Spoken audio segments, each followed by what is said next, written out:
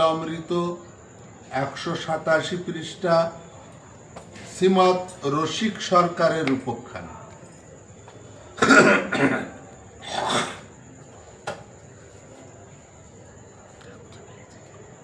প্রভু জগন্নাথ এলো ওড়াকান্দি গ্রাম, বা কত ভবনে সদা ভ্রমণ বিশ্রাম।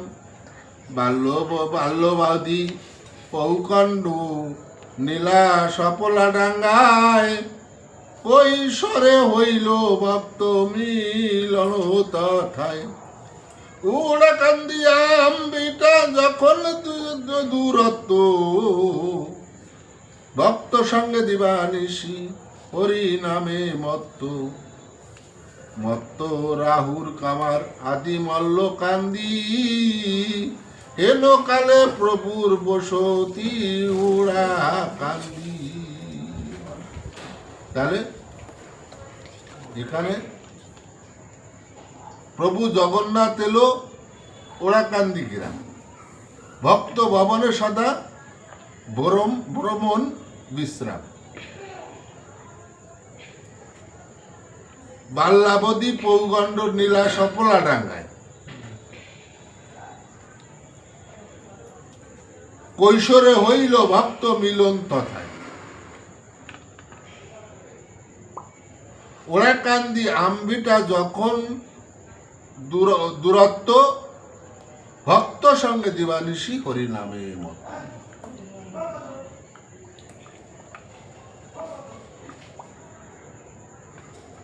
মত্ত রাহুত কামার আদি মল্ল কান্দি,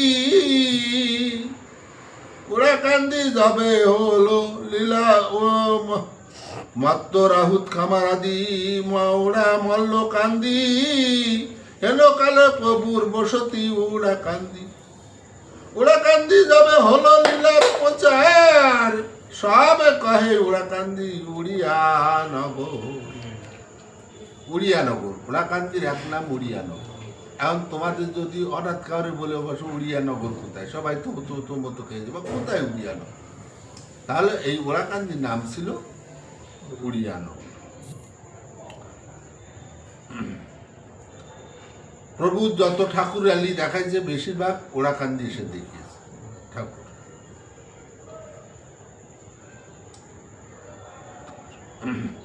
ওরা কান্দি গৃত কান্দি আরো মাঝো কান্দি, আরো কান্দি তিল ছড়াই আরো কান্দি। রাম দিয়া পুকুরিয়া নড়াইল সাপুটি সাধু হাটি, নারকেল বাড়ি পরগনে তেলি হাটি। সাধু হাটি মাতিল রসিক সরকার, অলৌকিক কীর্তি তার অতি চমৎকার। কলেজে পড়িতেন সেই মহামতি, বয়স তখন প্রায় হবে দাবিংশতি। তাহলে এই সাধু হাটি, এখানে আমাদের রসিক সরকার, হ্যাঁ, এই রসিক সরকার ওখানে বসবাস করত। কিন্তু সে মাঝে মাঝে অলৌকিক ক্রিয়া দেখাত। অলৌকিক মানে যা দেখা যায় না, সেই সমস্ত কাজ দেখাত।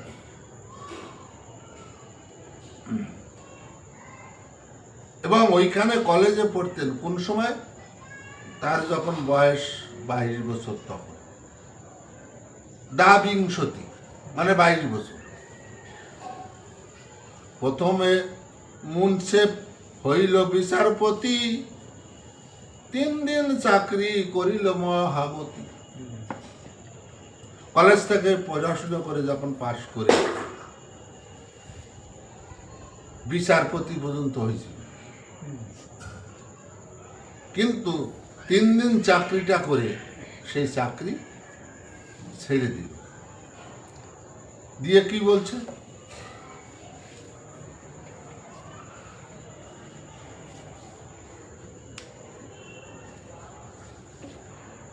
মানুষে বিশর্ম কার্য পরিত্যাগ করি, ছুটি লওয়া ছলে চলে আসিলেন বাড়ি। কি বললো, ছুটির কথা বলে রসিক সরকার বাড়ি চলে গেল। কায়স্থ কুলেতে উপাধ্যায় সরকার, তাহার পিতার নাম হয় গঙ্গাধর।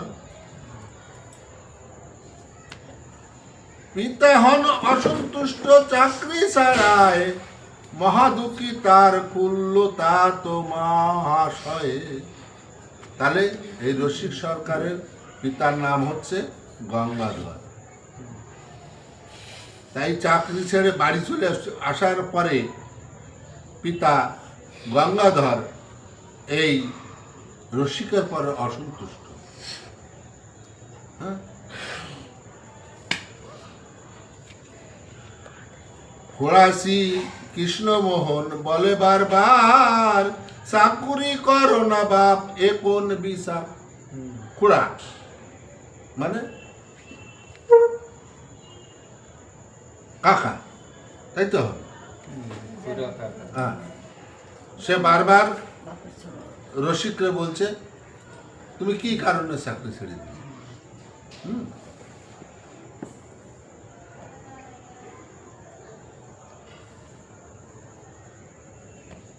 তিনি জানালেন সেই রসিকের মায়ে, রসিকের মাতা গিয়া ঠাকুরে জানায়।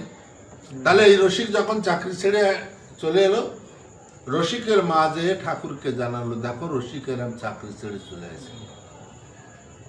রসিকের কি হয়েছে নাই শুনে কথা, চাকরি না করে রহে হেট করি মাথা। ওকে যা বলি ও শোনে না, শুধু মাথা হেট করে থাকে। তাই ঠাকুরের কাছে নালিশ দিচ্ছে, যদি কিছু বলি কহে না করিও তার তো, ওরা কান্দি হরিচাঁদ আমি তার ভক্ত। তাহলে কি ওর যদি কিছু বলে, কি বলছে, যদি কিছু বলি কহে না করিও তার তো, ওরা কান্দি হরিচাঁদ আমি তার ভক্ত। আমি চাকরি করবো কেন, আমাকে তিক্ত করছো কেন?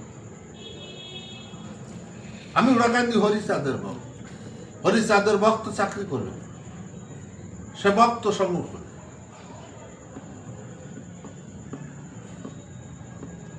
চলো প্রভু সাধুই হটি সরকার বাড়ি, তব বাক্যে যদি বাসা করেন চাকরি।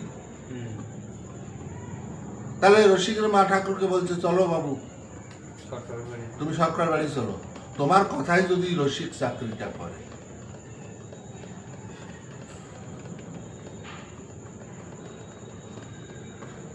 যেমন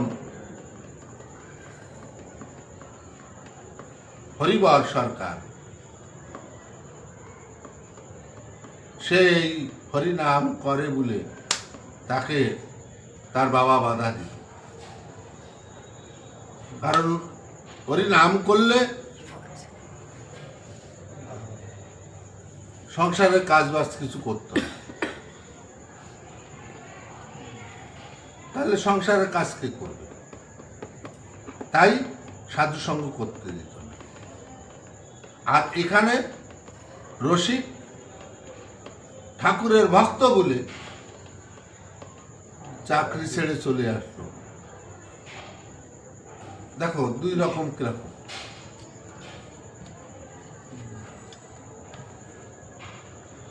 মহাপ্রভু উত্তরিল সাধুহাটি গ্রাম, রসিক প্রভুর পদে করিল প্রণাম। ঠাকুর বলেন বাসা বলো তো আমায়, চাকরি করো না কেন বলে তব মায়। ঠাকুর বলছে বলো বাসা তুমি চাকরি করো না কেন? তোমার মা আমার কাছে বলে তুমি কেন চাকরি করো না, বললে তুমি কথা কও না, তুমি কও আমি ওরা কান্দি হচ্ছে। রসিক বলেন পদে নিবেদন করি, আর না করিব আমি পাপের কাজ সারি। বিচার করি কাজ শাস্তি দেওয়া, কিন্তু অনেক নিরপরাধ লোক তারা কোনো অপরাধ করে না, তারাও শাস্তি পেয়ে যায়। কেন শাস্তি পেয়ে যায়? এই যে আমাদের বিচার ব্যবস্থা এই যে যার যেমন পয়সা আছে, যে যেমন বড় উকিল ধরতে পারবে, বড় উকিল সেরকমই হলে তোমার সত্যিটাকে মিথ্যে বানায় দেবে। তুমি প্রকৃত দোষী না, তোমাকে দোষী বানায় জেলে ঘুরিয়ে দেবে পয়সার জোরে। তাহলে ওইখানে থাকতে যদি আমার এই বিচার ব্যবস্থা, বিচারক হয়ে বিচার করতে আমি যদি চাকরি করি, তাহলে আমি এই পাপের পুরীতে থেকে আমার কোনো লাভ নেই। এই পাপ আমি আর করবো না, তাই আমি চাকরি ছেড়ে দিয়েছি। এই কথা হরিচাঁদ ঠাকুরকে রসিক বলছে। আমা হতে হবে না সূক্ষ্ম সুবিচার, অপরাধী হব লইয়ে বিচারের ভার। তাই সঠিক বিচার যদি না হয়, তাহলে তো আমি একজন অপরাধী হব। আমি কেন অপরাধী হব? তাই আমি আমার চাকরি ছেড়ে দিয়েছি। বিচারপতি একটা জজ, হরি ভক্ত বলে, হরিনাম করবে বলে, তার হরিনামে বাধা হবে বলে সে বিচারপতির আসন থেকে চাকরি ছেড়ে দিল। আর আমরা সামান্য একটু চুল স্বার্থ ত্যাগ করে ঠাকুরের নাম করতে পারি।